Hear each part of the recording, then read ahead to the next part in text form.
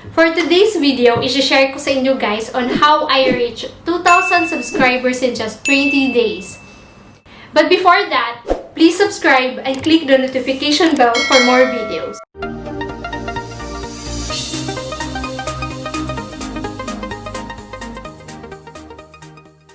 So, alam naman natin guys, in order to monetize your YouTube channel, you should get at least 1,000 subscribers and a total 4,000 watch hours in just 12 months. I'm so happy and glad kasi I got 1,000 subscribers in just 10 days, 2,000 subscribers in 20 days.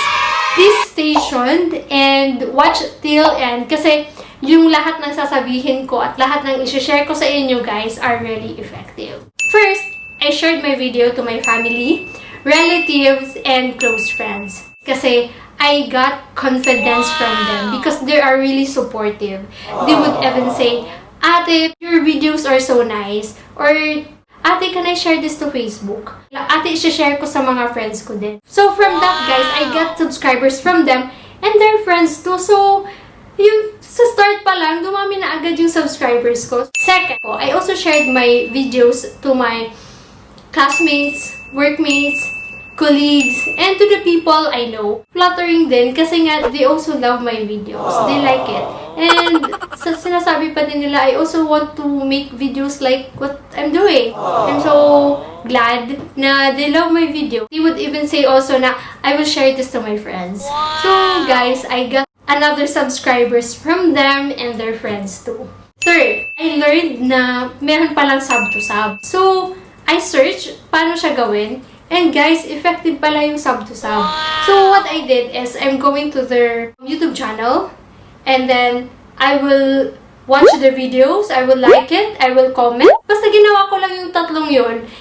It's always better to give than to receive. So, ayun na siya guys. Hindi ko na alam kung bumalik sila sa akin. But I think it's effective kasi tumaas din yung number of subscribers. Fourth, I joined LS or live streaming. Pumupunta ako sa mga videos nila at then nakikipag-chat and then nakikipag-make friends. And then from that, tumaas din yung number of subscribers ko. So effective din pala yung LS.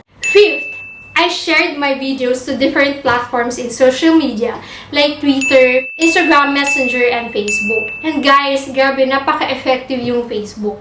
Kasi biglang tumaas yung number of views ko. And dumami din yung subscribers ko. Imagine nyo na lang guys, I have 5 videos. In just 3 weeks, lahat nagkaroon ng 1,000 views lahat. Kasi nakaka-happy siya guys. So, 6. Dapat maganda din yung mga videos mo guys. Sa YouTube, you should share an informative video or an entertaining video. So, sa part ko, sinishare ko yung kung ano lang yung alam ko. I'm not into entertainment kasi I don't know how to dance, I don't know how to sing, I don't know how to act. So, dun ako sa informative videos. So far, people like it. And then, feeling ko kasi guys, dun ako mas confident. Kaya, pinupush ko siya. And then, every time I learn something, i-share ko talaga. Like, for example, how to hide subscribers. And also, how to put hashtags. So, yung mga bagong learnings na yun from my side, gusto ko ding i-impart sa mga taong hindi pa alam. Gawin yun. Support mo yung nag-subscribe sa'yo. Punta ka talaga sa mga videos nila. And then watch their videos to. Kasi you're in that community. You should have an interaction with each other. At least yung na-subscribe mo, they will stay for you for too long. I get friends from YouTube. In every video na ipopost ko, may magko-comment. Same person pa din. There should be a communication and interaction with each other. Support each other and share the love. So, yun na siya guys. So, I have 7 effective ways. Summary guys. First, share it to your family, relatives, and friends to gain confidence. Second, share it to the people you know. Third, sub to sub. Fourth, join LS or live streaming. Fifth, share your videos to different platforms in social media.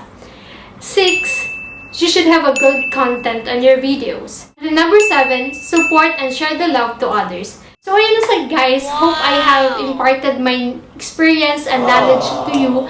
And kung meron pa po kayong dagdag, you can put it on the comment below.